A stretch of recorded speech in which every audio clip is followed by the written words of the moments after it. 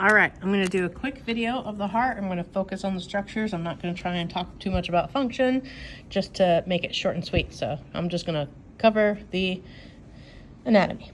So looking at these vessels, we have superior vena cava, that's draining blood from the upper body. Here we have the aorta. This is the ascending aorta. Off the ascending, we have the right coronary artery that's going to go along the coronary sulcus. And then the left coronary artery is passing underneath the pulmonary trunk here, and then eventually splits right here. Here, it's going to split down the anterior side of the heart in the interventricular sulcus. So this is called the left anterior descending artery or the anterior interventricular artery. The other branch is the circumflex artery, which will continue here along the left coronary sulcus towards the posterior aspect of the heart.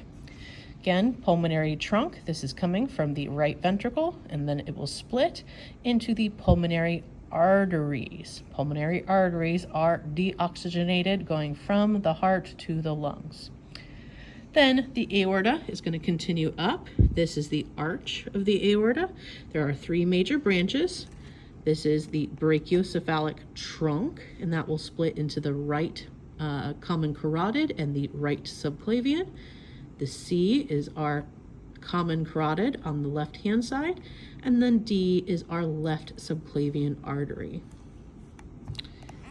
Now, if I flip the heart over, you will see the posterior interventricular artery, which goes along the posterior interventricular sulcus, supplying the backside of the heart. And then if I follow that right coronary artery, it forms this large vessel on the side of the heart, and that is our marginal artery right here on the lateral aspect of those ventricles. For the veins, we have the great cardiac vein, which drains the anterior side of the heart. It will continue along that coronary sulcus to the posterior aspect of the heart, and it will join with the middle cardiac vein right here into the coronary sinus, which is right here. You can see the inferior vena cava right here, going into that right atrium. The small cardiac vein is in the same place as that marginal artery. So here on the lateral right side of the heart, you'll have that small cardiac vein. And all three will run together to join to form the coronary sinus. Now for our chambers, I pull this open. This flap and this flap are the auricles. Remember, those allow for expansion. The right auricle, if I pull open, you can see the pectinate muscle on the inside there, this combed muscular structure. Internal to the right chamber, the right atrium, you can see the fossa ovalis that used to be the foramen ovale. Then, if I open up the ventricles, as I pass down into the right ventricle, I'll see the right atrioventricular valve, that is the tricuspid valve. The chordae tendineae are all those strings attaching down to the musculature of the ventricles. The musculature in the ventricles is called trabeculae carneae, this kind of woven texture of musculature that you see. And then we have large projections called papillary muscles. So this is a papillary muscle in the right ventricle. This is a papillary muscle in the left ventricle. This is where the chordae tendineae anchor down onto that muscle. From the right ventricle, we'll go through that pulmonary trunk, and that is our first semilunar valve. This is called the pulmonary valve or the pulmonary semilunar valve. The left atrium on this model, I have to flip over. So again, you can see that fossa ovalis on the inside there, and then we can see down into the right atrioventricular valve, which is our bicuspid valve.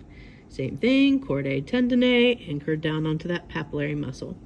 If we tilt down here, we can see our other semilunar valve. That is our aortic semilunar valve that will lead into the aorta. So you can see when we're looking straight down on the heart, it is hard to point that out because it is deep inside of this structure. The other main thing I want you to know on the heart models is the layers. So remember that the heart is surrounded by the serous pericardium and the fibrous pericardium. The fibrous pericardium is the outermost layer, so the furthest away from the heart.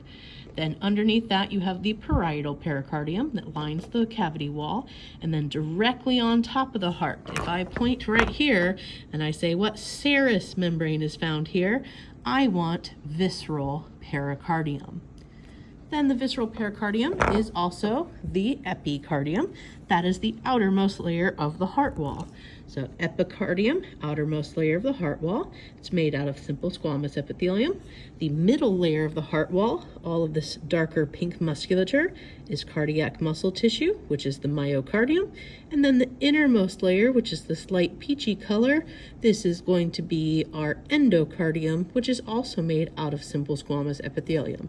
So I told you guys, simple squamous sandwich. So simple squamous on the outside, simple squamous on the inside, cardiac muscle tissue in the center.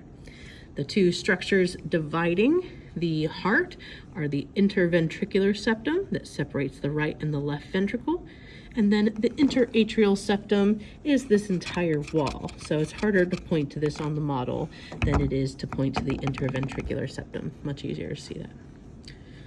That is all the major structures. Hope that helps.